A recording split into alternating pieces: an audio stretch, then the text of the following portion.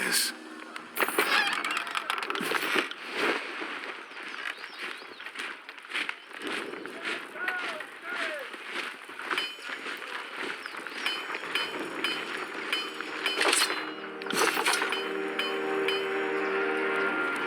Sorry, can't. Quite down.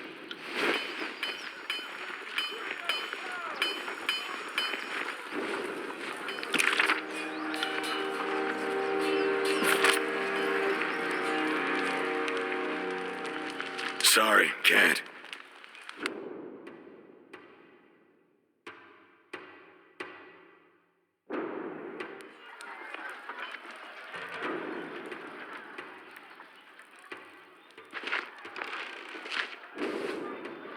That's 4 reports of avalanches in the mountains now.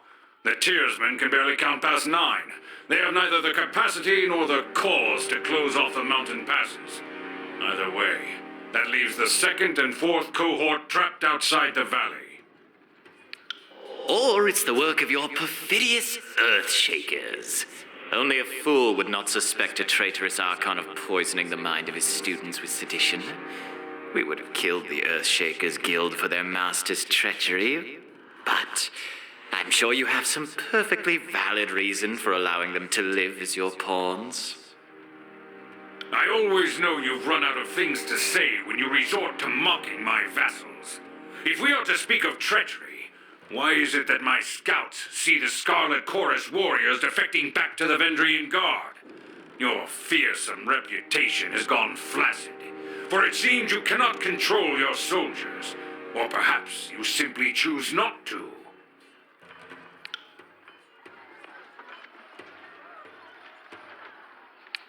Speaking of strategic failures, who was it that insisted the valley would need only a token garrison?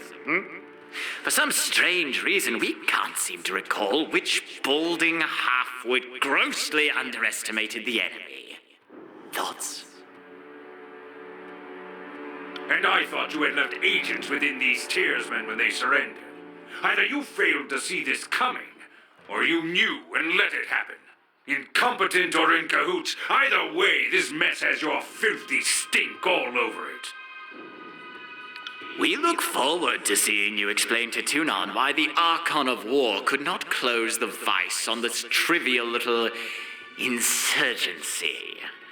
When we are crowned the ruler of the Tiers, we shall have this place renamed to Ash's Folly in your honor.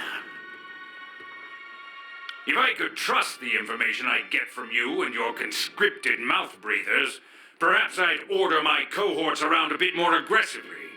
But last time I trusted your all-clear report, my troops failed to come home.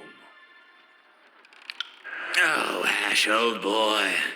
If you're going to have a little sob every time one of your nieces or nephews dies to the Tiersmen, perhaps we should have Siren sing you some calming lullabies to help you cope with your grief.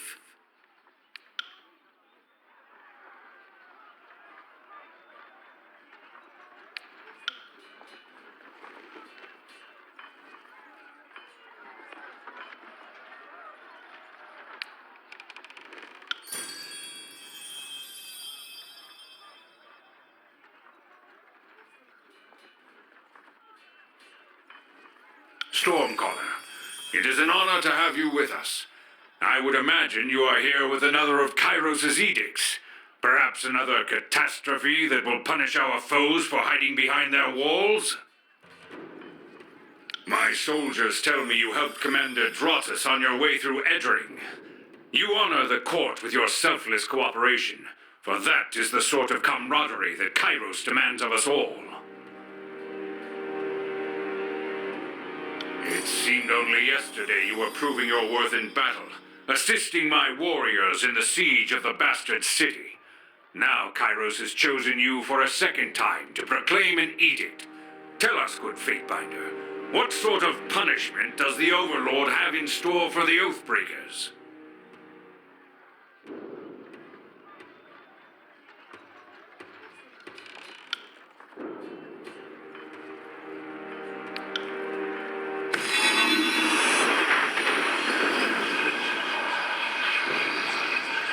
The Overlord means to compel us into action. No doubt the avalanches in the mountains are part of this ultimatum. We must conquer the Oathbreakers or die in failure. There is no room for error, and no other way out of this valley alive. We'll need to advance across the Mittani. We lose everything if we stand still, and we move to back up Plan Green. The Earthshakers didn't make it over the mountain in time, so we do this the hard way. Over the walls instead of through. So you found your backbone at last! Oh, we were worried past humiliations would make you soft, timid. That was a record for you, right? A baker's dozen lost in one sortie. If you had waited for the chorus reinforcements, maybe we'd have eyes and ears on the matter. You make it sound like you've been putting even the slightest effort into getting a foothold across the Mittani, when all you've done is set your gangs to uncoordinated raids. You're the Archon of Secrets. Why is it you still don't know the enemy's full strength and capabilities? Maybe you know, and choose not to share. Look, if you're afraid to send more troops against the Oathbreakers, just admit that you're a coward and allow us to take charge of the situation. The Scarlet Chorus will be happy to prove it can do what the disfavored cannot. I tire of your incessant heckling. The disfavored have shouldered the brunt of this war, and I will not have you mock our sacrifices.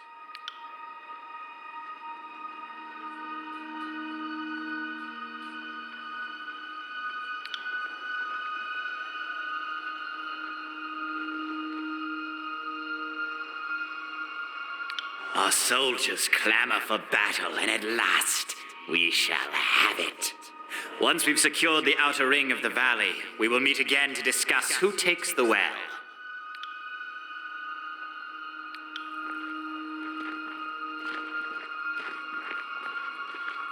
Finally, the fool and his puppet are gone.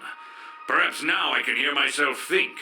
Rarely do I question Kairos' judgment, but I will never understand why the voices of Narot is given such authority. I shudder to think what will become of us all should Tunon favor him in the end. Though the edict threatens the Scarlet Chorus just as it threatens us, I cannot shake the feeling that our allies will work against us. But at least we have allies in the court. My best soldiers have never wanted for a good blade or suit of armor, and I know I have you to thank for it. I fear we will have to call on you for more than just a few works of iron.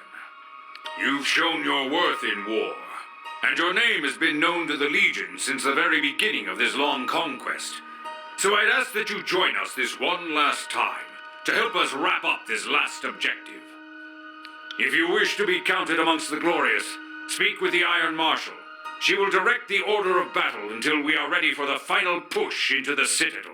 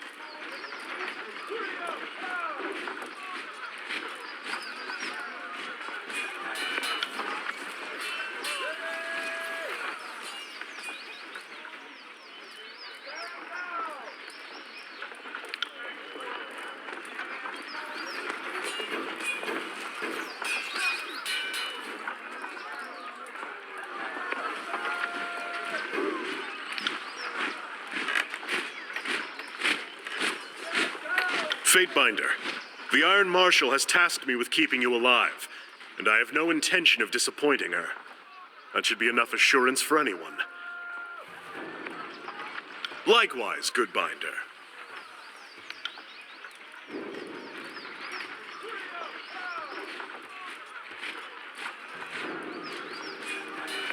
I look forward to working with you again, especially after our time in Stalwart. You defended our honor to the Scarlet Chorus, and a friend of the Legion never goes unthanked.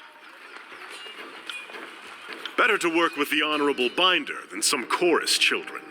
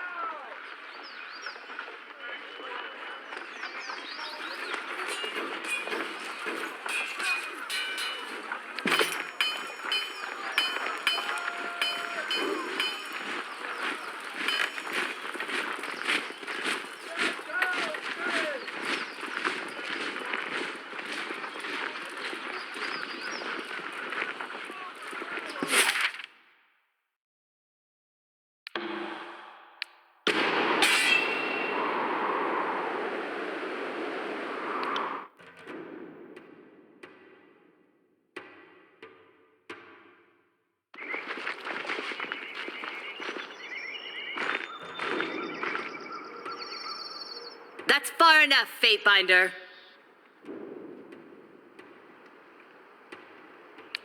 In accordance with ancient customs north and south, I offer and request a delay of blade. There are matters we must discuss without fear of reprisal. As is our custom, we are ready to kill to defend our lands, but we kill only in fair battle. We don't slay our prisoners. We know this isn't Kairos' way, but we must have hope. A few of my kin have gone missing, and though they may have perished, I have to inquire on the off chance they still live. If Captain Tarkus Deimos still lives, we would negotiate for his release. I see. That is as I feared, but thank you for telling me all the same. I prefer closure to wishful thinking. If I may make one more inquiry, what of Palox Tyrell? Did he survive? My apologies, Fatebinder. I had a terrible feeling this errand was in vain from the start. I had no expectations that our friends could be saved, as I'm sure the time for swapping prisoners is long gone. But at least I know of what became of them. That'll have to be enough. I will entertain them as best I can. After all, understanding is the only hope we have. What is it you wish to know? I grew up without my knee bent to Kairos, and if I'm going to bow to someone, let it be another Tearsman. We've ruled ourselves just fine for centuries, so we'll give our lives so that our sons and daughters might rule themselves.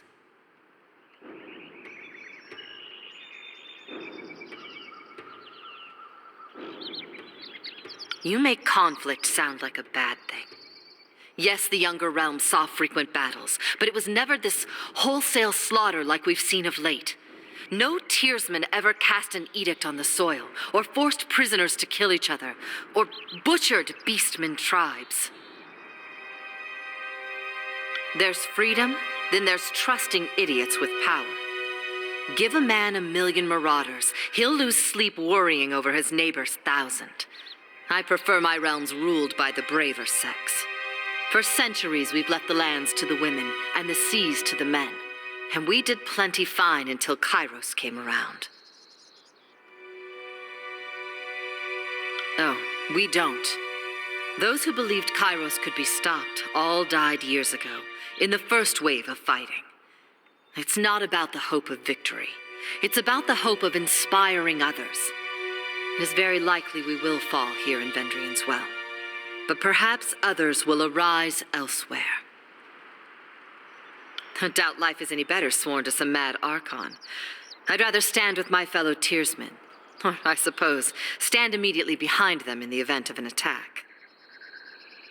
Yeah, you heard me. Way things were years back, you'd all be calling me a water witch and conspiring to sell me out to the nearest sage. Just because I'm helping you stop Kairos doesn't mean I've forgotten the hospitality of ages past. I would joke that the voices of Nerat left the gate unlatched, but dozens of warriors lost their lives taking the Citadel. There was no secret to it. We simply attacked with speed and certainty at a time when the Archons were elsewhere in the tiers. The Scarlet Chorus had a rout, and what few disfavored soldiers were present made an impressive showing. But they were surrounded and overwhelmed once the chorus fled. Listen to you, thinking just like the Overlord wants you to think. There always has to be a person in charge, or things don't make sense. Well, we don't answer to anyone. We are each of us sons and daughters of the tiers, and take this task upon ourselves freely. But Captain Tarkus Ari, former Falksman of Queen Vendrian Alanta, is the voice we trust when we seek unanimity. Yes, Deimos was Ari's brother. We were certain he was dead, but the captain takes family seriously, so I volunteered to find some answers. And now here we are. That is our way, Binder. Here in the South, only thugs and bandits kill prisoners. The younger realms may be guilty of constant fighting, but we never slay each other when the battle's long over. We're not about to change that now. As a rule, Kairos' forces haven't been keen on swapping prisoners. But I know our disfavored prisoners aren't prisoners anymore. Fair enough. But now a question for you. The Edict. I can feel its magic coursing through the air. Everyone can. But those of us enlightened to the currents of magic feel it most. The wording of the Edict. What was it? Curious. You did say all in the valley. So the Edict will affect Kairos' forces? This is most unexpected. That is most troubling. So either the soldiers come to destroy and kill us, or the Edict does the work. I suppose we should be so honored the Overlord is taking no chances on us. I've another question for you, if you will. When I was young, my parents told me the Tears were special, and the Overlord's edicts and armies could never touch us. Seems I've been told a hefty sum of lies. So answer this honestly for me, please. Is it true that Tunon's fate binders can smell truth from falsehood? Thanks for that. I could see why you'd want to foster the mystique all the same. The School of Tides would always tell commoners we didn't know how to summon drinkable water. Once they find out, you can't eat in peace. And Kairos' edicts. I have heard the sages speak at length that some of the edicts elsewhere in the world have been broken. How is this?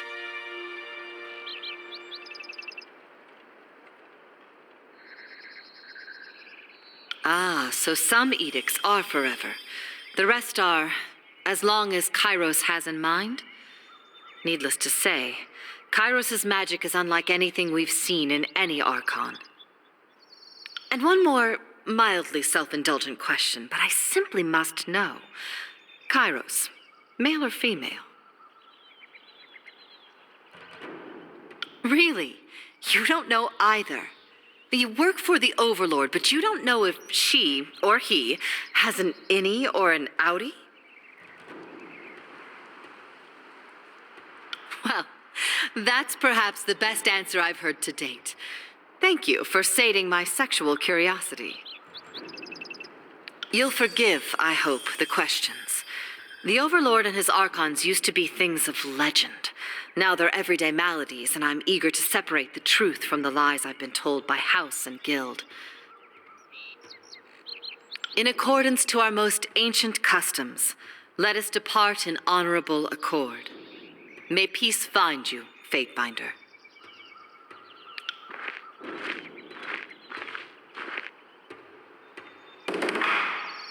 On it.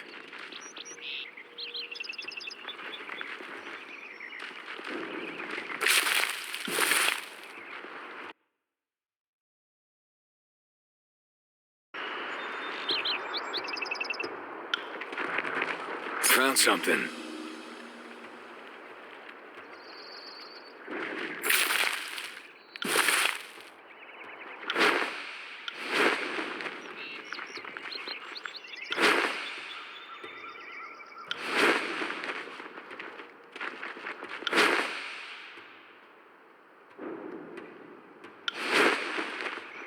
Quiet down.